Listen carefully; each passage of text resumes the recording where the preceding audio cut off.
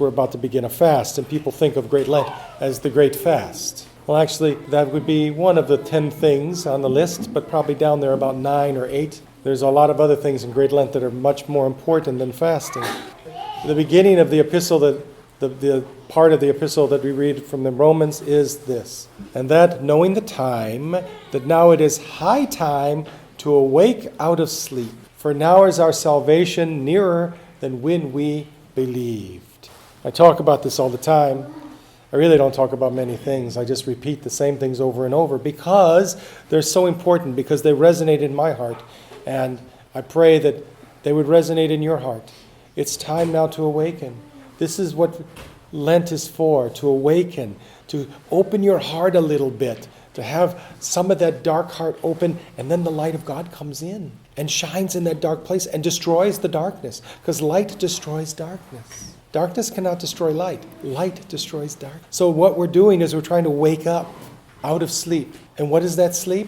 That sleep is just living our lives, not paying attention, not praying very much, being lazy, indulging in sins, perhaps not any great sins, perhaps really not very many great sins, but just the sin of indifference, or the sin of not really being present in the moment with God.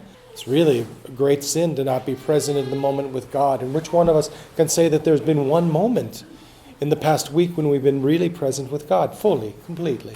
But it's time to try to attain this. Now, even if you don't attain it, it doesn't really matter. God is going to see your effort, and He's going to provide the grace, and you're going to get better. So this is what Great Lent is for. It's a very exciting time to awaken out of sleep, because our salvation is nearer to us than when we believed.